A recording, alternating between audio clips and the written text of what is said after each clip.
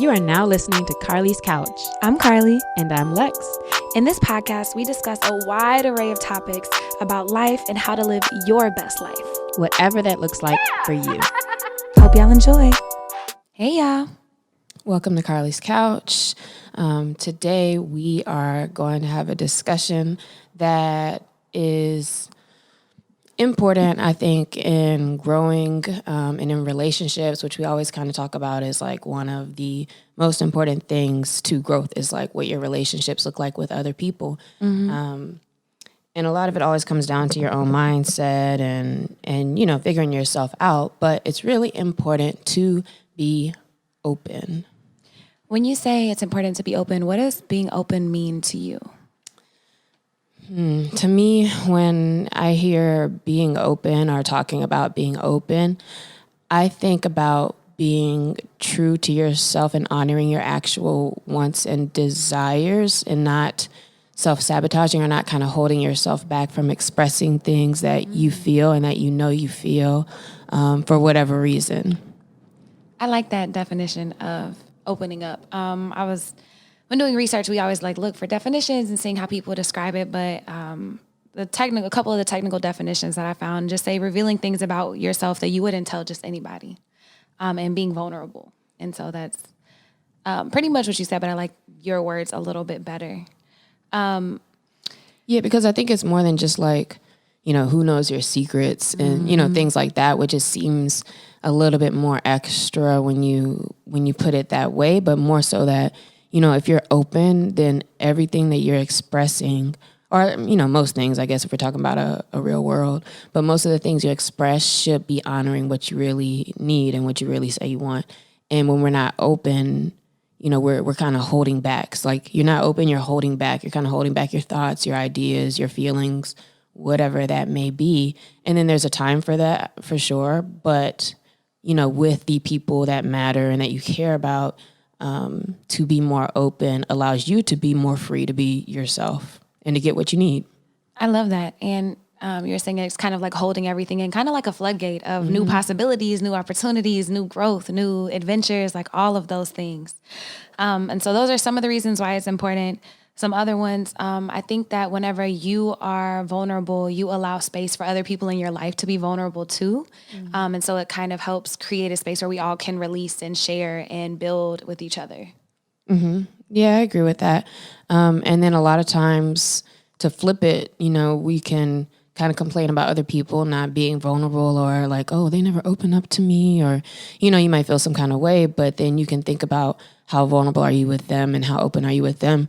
Because a lot of times we're like, man, they don't come to me when they have issues, but you're also not showing them that you have your faults or you mess up, or, you know, it's hard to talk to somebody if he feels like, oh, they're always together, or, you know, like they're going to judge me or whatever it is. And so, you know, you need to be vulnerable as well when you're expecting that from other people. Exactly. And it allows for deeper relationships and intimacy overall. One of my favorite quotes is, people can only meet you to the level that they've met themselves. Meaning if they're not open and vulnerable with themselves, like you can't really have that expectation on them, but also you, like if you're not open and vulnerable, like you can't expect everybody in your life to be that way either. Yeah. And you can also only really worry about yourself too. I think we spend a lot of time like worried about, oh man, my friend this, or, you know, this guy that, like he's not opening up, blah, blah, blah. And like it's really more about, you know, reflecting that back on you. Like, what are you being open about? What are you being vulnerable about? Because we don't want this to turn into like taking responsibility for somebody else's, you know, issues and all the things that cause them to not be open, which we'll talk about. But I want to encourage you to, in this conversation that we're having today, think about yourself and where you are in this kind of spectrum of how open or vulnerable you've been.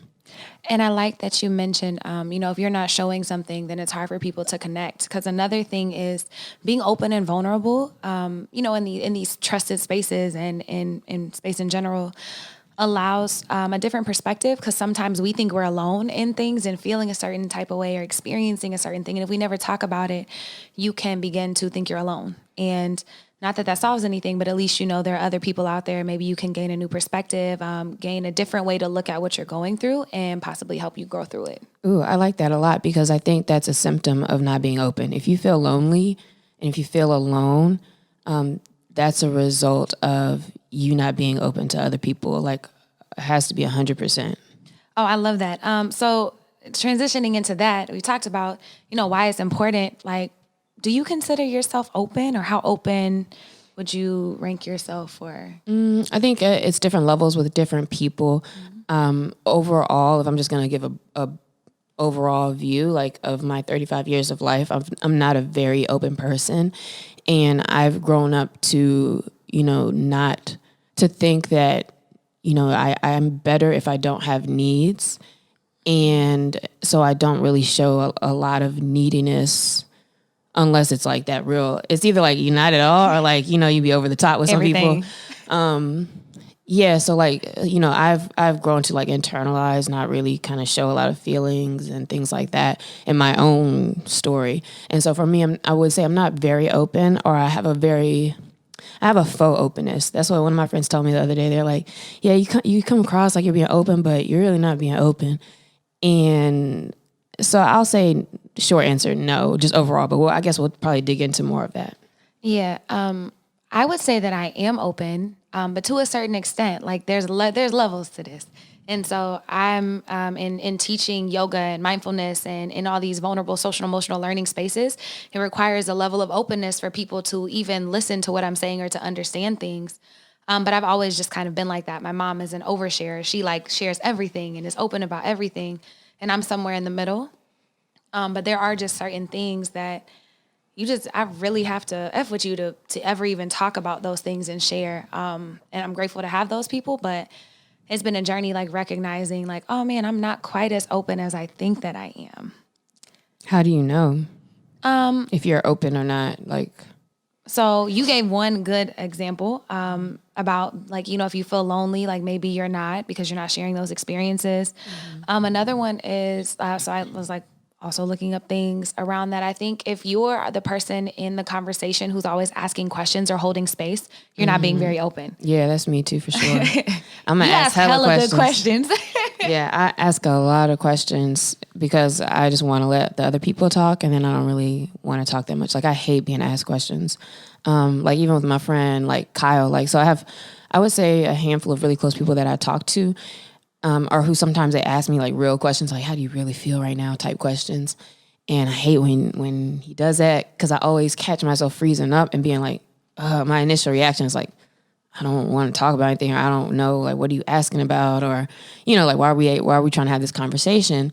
But at the same time, I've also, in the past, I don't know, maybe like 6 months or so, have been trying to notice that feeling now. Like, now I notice like when I get tense about something, or when I want to, divert from an issue or from talking, and I'll try to like start kind of saying some stuff maybe, but I recognize like that it's hard when people ask me real questions. They can ask me questions all day about, it's like some work stuff, or, how can I be a this person or that, or whatever, because that involves me asking you more questions and like helping you explore and dig. So I'm good at that. But man, I don't like people asking me like, that kind of stuff. Not even stuff like, what does success mean to you, or where do you see your business? Like, even stuff like that. I'm like, right, like, stop asking me questions. I don't like that at all. Yeah, that's real. And evading emotional conversations is another way you can kind of tell if you're not open. And like, I'm not saying I need you to go have these emotional conversations with everybody, but in these trusted spaces, like your team, your people that you really talk to, do you notice like you kind of, like she says, she gets tense or kind of backs out of a conversation, like, oh, well, I have something else to do today. All of a sudden, gotta go. So that's another way. Another thing is thinking about people who are very critical of everything, always criticizing other people, because that kind of keeps people at bay. Like, if you always just got something negative to say, or you coming at somebody crazy, that doesn't leave a lot of space for you to be vulnerable. And it could be your defense mechanism to keep people away from you. Yeah, I do that a lot too. Not necessarily trying to in a mean way, but I'm very critical in that, like, hey, so, we gonna do this, or like, what about this? Or have you thought about, something, right? Like, there's going to always be something. And the interesting thing about this too is that it also, to me, sounds like it reflects emotional unavailability, which is easy, I think, to also see in other people. And I recognize that, even like the guy that I like or talk to, like, very much the same way, like a little bit more than me, right? To where no matter what I'm talking about, sometimes it's like it doesn't feel like enough. And I know people feel like that when they talk to me, like, or like Carlie will be excited about something. I'll be like, oh, okay, cool. And it's like, I know it's like, because I'm not going to be as excited. It's like, well, what about this next thing? Or like this thing too, or you can make this even better. And I know that can come across as like, that's being critical or not just enjoying or sharing a time or letting people just enjoy that moment. So I do that too. This is about to be a whole call me out list because I'm all of those. This next one is calling me out, and it's hard to put feelings or needs into words. I think that's one way that I recognize that I wasn't as open as I thought I was, because I'm always the person that holds space for people. Like, I love it. Like, I'm there. Like, I like to listen and do whatever. But then they'll be like, how can I help you? Like, what are you going through? And I'm like, crickets. Let me think about that. That's usually my answer. Oh, I don't know, but I'll get back to you. Never get back to you. So that's challenged me. And I have people in my life, like she was talking about her friend, like, who are kind of like, nah, dog, like, what do you need? Like, how are you doing? Even when I try to turn it back around, like, oh, that's so great. So happy to hear about that. They're like, no. How are you doing? So shout out to Thomas for doing that to me the other day. He was like, now you're the person who always checks on me. How are you doing today? And I was like, oh. Yeah, it's interesting too, because maybe we should be asking ourselves that more often. That could be something that could be a cool, maybe part of a morning routine or evening routine. I think I don't know if it has to be as deep as saying like journal it, but like how are you feeling today, or how am I feeling today, or what do I need? I just learned a fourth and fifth feeling this year, because I don't even know any feeling words, like. And that's something I learned mostly from therapy, I think, because, people ask you how you feel. It's just like, I don't, what is there besides sad, disappointed, angry, happy, excited, peace, calm? Like, that's pretty much all I can come up with a lot of times. And I'll realize in conversations with other people, now what I start to do, because I'm trying to feel more in my language and in my words, and so what I'll try to do now is like, it feels like, or I feel, and then I'm always like, because I'm trying to say I feel, or this feels. And then it's hard. I'm like, man, I really don't, like, what is it called? Like, what is this feeling? So I've tried to recently, I did this yesterday, where, and it feels so awkward and feels so hard and tough to do, but like, this is what I need. This is what I want. This is how that made me feel. And like, even expressing that can be hard if you're not a very open or vulnerable person. So if you have difficulty with that, and if you find yourself in situations where you just grow in resentment with people, because you haven't really been clear about what you want or what you feel, that's a lot of times that's a you thing, and that's you not being open for whatever reasons. Those we could talk about too, but I think that's a check for you. Again, kind of going back to the loneliness thing. If you feel lonely, if you feel like nobody understands me or nobody cares, you're probably not showing people like what's going on with you. Yeah, if you're not being open, how can people help you meet your needs if you don't even know what you need or want? That's a great starting point. So I would encourage you to journal or even think about it, maybe in the notes app in your phone, something like that. Another important one that I kind of apply to myself is signs you might not be being open or vulnerable with people is if you're trying to uphold an image or appear a certain way to people. For example, for me, this was like a realization that I felt like I had to always have it together. And so that's not being real with myself, because nobody always has it together. So if I'm not being real with myself, how can I do that with other people? And so if you feel like you always have to be the strong friend, or you always have to be cool, calm, and collected, or you always have to be happy or whatever, like, that could be a sign that you're not actually checking in with yourself and seeing how you feel or what you need. And is that something you do for other people? Or a lot of times I think that can be for yourself too. Oh, for sure. You want to uphold an image of who you are to yourself. Definitely. With both. Myself is probably where I'm most critical, because I'm like, oh man, you can lie to anybody in the world, but you cannot lie to yourself. Like, you got to get that together. And so those are signs. So if you have any of those, or if you can think of any other signs that you might not be being open, like, let us know. We know that there's a lot of reasons that people are not open, and that it's not easy. We're not saying like, go out there, be open with everybody, because it's not easy, and you shouldn't just be slinging around that vulnerability to people who don't, love you or appreciate you, support you, give you that space. But one of the reasons, and I think one of the most apparent is if you look at your parents and your upbringing and how you were raised. Like if you were raised in a household that wasn't open, where y'all didn't talk about feelings, or if, you know, your dad was like, nah, be a man or whatever. Your mom's like, shh, don't like cry. Whatever the thing is, like a lot of the reasons why we are the way that we are today stem from childhood. Yeah, and some other aspects to your childhood or parents or upbringing can be things like, you know, your parents are always working, or they're doing so much that you recognize, I don't want to get in the way, or I don't want to bother them, or things like that you internalize, where it's like, well, let me figure this out for myself. I think a lot of times from that.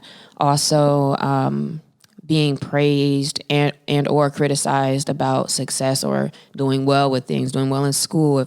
If your parents are always, bragging on you, then maybe there's a pressure there to feel like, okay, I need to be a certain way. So if you have issue with something or struggling with something, you might not bring it up because you don't want to feel like you're letting them down.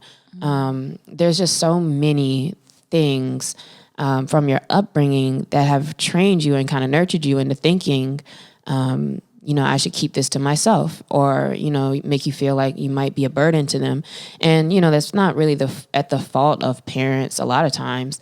And I think it's important now that, with kids, like you check in with them. And I think that's probably difficult because, if it seems like things are fine, until so you find out stuff's happening, or maybe they've gone off the rails in different areas or something like that.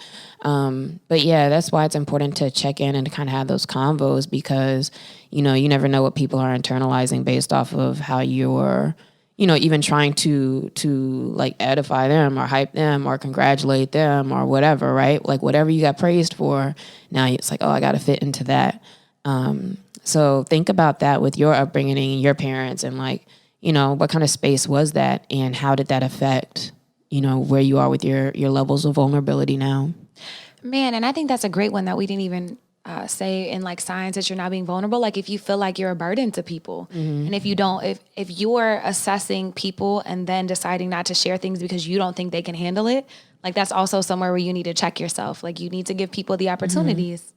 But also that's a reason why people aren't open, because maybe in the past somebody's broken your trust or used it against you. Sometimes whenever you're vulnerable and then you get into an argument, they'll be like, well, that's why your ass is always depressed or whatever, and it's hurtful. And so that makes us build walls to try to protect ourselves. Yeah, when you have been open and then people kind of shut it down. Or show you it's not a safe space, violating that trust. Yeah, so then you might not want to feel that way again, and you don't open up as much anymore. That's good. Another thing is also just with cultural different upbringings, to where I think a lot of people have heard keep this in this house, or this, don't tell our business at church or wherever, which I mean, that makes sense. But what I'm talking about, where, a lot of times it's keep this to yourself, or, we don't need to be telling everybody about everything. And so you kind of can also internalize that for yourself as well, and how you move and express yourself with other people. Another one is not being where you want to be, and feeling like it's a reflection of who you are. So not being excited to share. So someone's like, oh man, how's your business going? And you're like, well, I'm still kind of in the middle of it. And you really don't want to share, don't really want to talk about it. And I think some of those are fine. I'm not saying these are bad things, but these are just things to think about as a framing for why you might not be as open in certain situations. So if it's that business or if it's a relationship, you feel like, nah, I just want to let it be special for a little bit before I start sharing and talking about it. That's fine too. But that could be a reason why you're not talking about something. Another thing is not knowing yourself. So you may not be open if you have difficulty formulating what it is you actually want, need, or feel yourself, which we kind of mentioned earlier. And so to take time to, what did we call that last time? Not training your mindset, mindfulness, practicing mindfulness, journaling, doing those things. And of course, all the self-awareness activities that you can do help you to be more clear about what does matter to you, what do you want, to kind of get you to a space where now you can, demand that from people and or express that to other people. So getting clear on yourself and who you are and what you want is key. And another one is it's just hard, like being open, sharing things that, could be used against you. It's a little bit of a risk sometimes, or it can feel that way. Also, having to let go of whatever facade you have. Like it's just a tough thing to be in tune with yourself, like Lex was saying, and then being vulnerable enough to share that with other people, like when they have a possibility to judge you, to maybe tell somebody else. And caring what other people think, I think, is another big thing that keeps us from talking about it. Like, oh man, they're going to think I'm sad, or I'm this, or I'm not who I claim to be on social media if I'm really sad today. And you feel like you can't share those things. And all of these are valid reasons, but they're just things to think about in ways that you can grow, start to build these deeper relationships with people. But overall, though, it's hard because there's fear involved. And so even with all of these, come down to fear. And these days now, when I find myself kind of feeling nervous about, saying something like, because you get to a point, right? We said you have to know yourself and you know what you want. And then if you haven't been used to being open, for me, I've got to a point where now it's a different feeling. Before I wasn't even aware of it, and I would just divert whatever, or not answer something, have an attitude, whatever it may be. Now I feel like the weirdness of the moment where it's like, oh man, this is where I should actually do this or say this, or like now I know, like, well, I know I feel this about you, so I want to say it, but now I'm facing that actual fear part of like, why am I scared though? And so at this point, anytime I feel like a little like nervous around being open or vulnerable, when it's something that in my heart, like, it's like I wouldn't be true to myself if I did not say this. And so it's really hard, but it's like, why? And so the question I've been asking myself is like, man, what am I afraid of in this moment? Like, and really kind of breaking that down and asking myself, like, all right, am I afraid he's not going to like me back? Am I afraid of starting over with something? Am I afraid of, like, what is it really? And even just writing those things down, because those are the first cliche things. Sometimes I'm like, no, it's not really that. Like, what is it? And then kind of really digging in deep with that to understand where that's coming from and what that fear really is, it has been a big key. So with you, like, these things might, kind of spark you, like, oh yeah, I definitely, have trouble with a couple of those things, or some of those are the reasons for me for sure. But with the next situation where you kind of feel like a little bit that tingle, that spider sense around like, man, I could say this, but I'm, it's kind of scary to open up. Maybe think about breaking that down later in the day and kind of seeing where you get with it. I love that so much. And it's so cool to hear about like your journey through this, like being open, even if you've been listening to the podcast. Me specifically? Yeah, you specifically. God. I love it so much. I know, that's how I'm looking at my notes now. Because I had a whole breakdown. Like in my notes, I'll have a whole breakdown. Like, what the heck am I scared of? Like, because it's not an easy thing to realize at first what it is. Because it's like, all right, if this is what I want, then why is it difficult to express that? Or, if this is how I feel, why would it be difficult to express that? Yeah. And those are all great questions. And so when thinking about being more open, I think that is the place that you start, as always, within yourself. Ask yourself, why aren't I open? Or why is this hard? Like, why am I scared of advocating for myself, or asking for what I want right now? Like, what do I have to lose? Like, what's going on? Or not even, also just not even like about asking for your needs, but what is it that you're scared of exposing about yourself? Because sometimes it's not even about like the other person. And I know that's the easy, like with relationships and things like that, that's the easy thing to go to when you're talking about being open. But even with like a friend, for example, or if, like I said, like if Kyle hits me and it's like, how are you feeling after, something might happen or something, it's like, exposing that you're not okay, or exposing that you're having trouble or difficulty is difficult. So a lot of times it's about yourself and like, not feeling embarrassed about it. Yeah. And I mean, even if you are pushing through that and recognizing that it's okay and not judging yourself, I think practicing non-judgment is huge whenever you're doing this self-work, like being honest with yourself, giving yourself that space, and then not judging yourself for being where you are. Like, judging yourself doesn't change where you are. It doesn't make any situations better. So just allowing yourself to process all of those emotions and just be. So we already saying how we can be more open then. So we explored like, kind of figuring out with yourself where you are. I think another thing is finding the right people to practice being open with. I guess I'll say that for me, like practicing. And like I said, like I'll go into situations now. I'm like, all right, like I can do this or I can do that.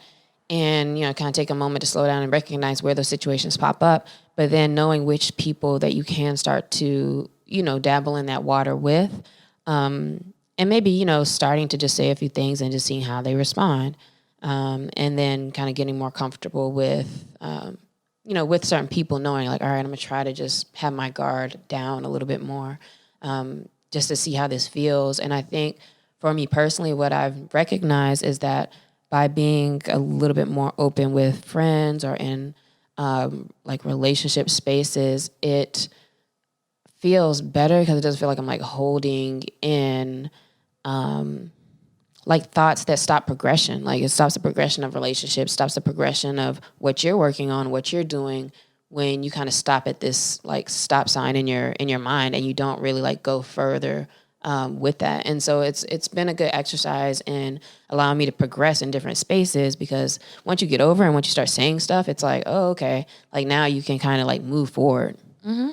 I love that. I think something that helps, when you're starting small and having those conversations with the right people or who you think are the right people, is also to tell them what you struggle with too. For me, I do that with my friends. Like they know kind of like, oh man, I'm more like sensitive about these areas. And it's something that I'm working on, because then it helps us like co-create spaces where, I can be vulnerable and struggle. Like, I don't really want to talk about this today, but I want to share. And so telling them like, I struggle with talking about relationships, or I struggle with always thinking that I have to have everything together. So sometimes it's hard for me to tell you whenever I'm having a really bad day, or it's hard for me to reach out and ask for help.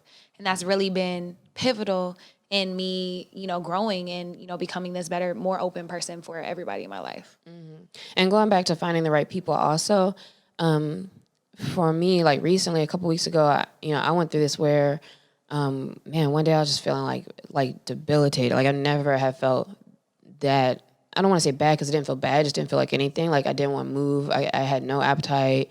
And I just felt like really, I don't know, just like a big bunch of emotions. And I was like, I can't do work today. I can't do anything today. And like, who can I talk to? And it was so bad. I felt like I had to talk to somebody, but I didn't know like what to even say or do.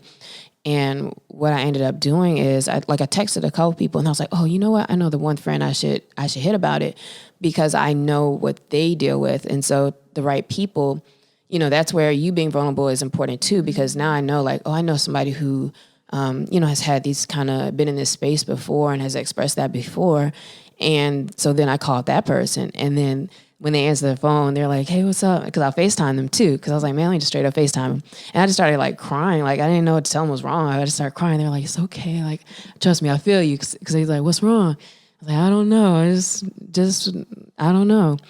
And then after that, I was like, all right. Like I felt like not that it was so different, but like it was just like, okay, I got whatever it was a little bit out enough to where from there it's like last mile regular conversations and kind of moving forward with my day to where my energy was a little bit different.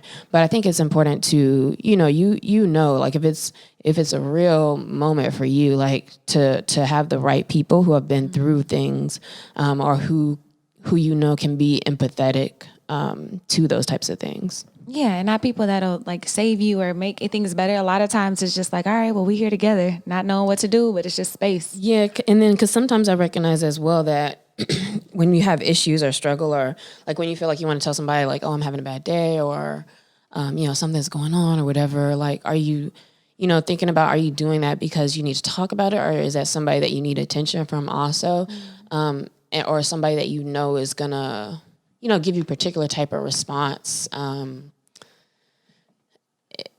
to where like it's gonna make you feel maybe not worse, but like it's just kind of like a superficial type of like fix, and so like to really look at yourself as well about like what you need to be open about and why I think is important, because sometimes you don't want to be that person either who's just like always talking about like, oh, I struggle with this, or oh my god this, because at that point like I've had people even say it to me sometimes where it's like dog, like that you're doing fine, like this is fine.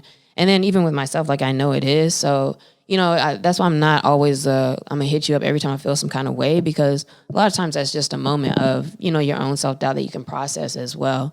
And so, yeah, I don't know. You got to figure out for yourself where you stand as far as what's necessary openness, what's doing too much, or I guess I can't tell you what's too much, and what's too little, and like really just testing that along the way and understanding like what you need out of that. Yeah. And I mean, it starts small. Practice. That's all you really can do. Listen, to other people too, and take your time, like sharing what you feel comfortable. I would challenge you to push yourself a little bit and just to, reflect back on where you are and how open you are in these relationships that really mean a lot to you and these friendships that are really important. And just challenging yourself to do these things, reflect, think about why you might not be open, what might be holding you back, what are you scared of? Journal. I would like to hear things from you if you want to share things and be open with us. Carlie's Couch on Instagram and Twitter at @CCFierce, at Carlie Carpio, at Lextopia. Please hit us up and let us know. Yeah, and ask other people how open they think you are. That's a good check. Because like I said, like people think they're open. Everybody feels like, I talk about this, I talk about that. You don't realize how unclear or, how to yourself you are until, people tell you that, or they're like, I don't even know what you do, or, I don't know what this looks like or that looks like for you at all. And these may be people that you consider like really close friends. And again, they don't have to know everything about you, but that'll give you a better outside perspective, I think, from other people. I love that. So definitely check that. I'm about to text a couple people today and see where I fall on that spectrum. This week we have a shout out. If you're watching the video, you can see my shirt.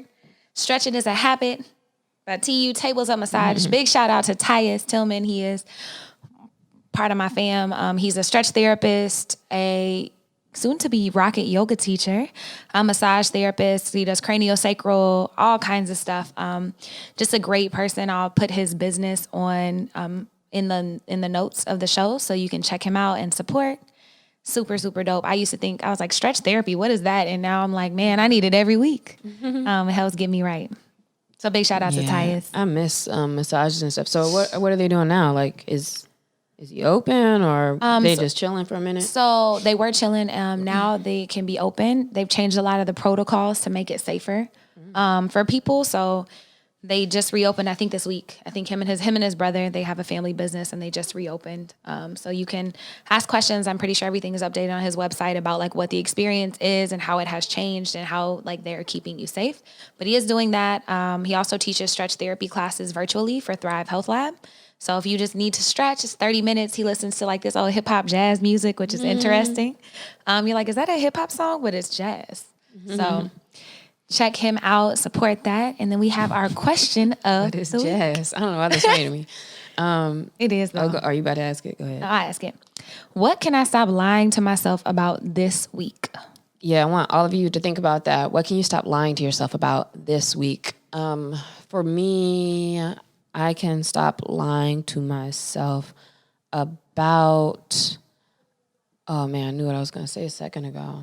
You want me to go? I was going to say something around like I'll stop lying to myself about what I need.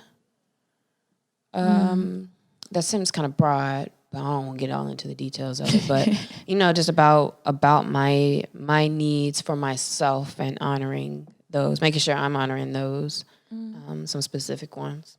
I love that. I also say that a lot. I will stop lying to myself, or I can stop lying to myself this week about what all I'm going to get done in a day. I've been lying to myself every single day for the past 2 weeks. Got to do better. I will do better this week. So hit me up on social media. Hold me accountable because I be trying to put 50, 11 things in one day, and we all know that it never works out like that. So just being more honest about my time and also incorporating rest into my time, which I don't do. So that's good. Yep. Thanks, guys, for listening. Let's practice being open and vulnerable this week with our circles, with our close friends, and let us know how that goes. Bye.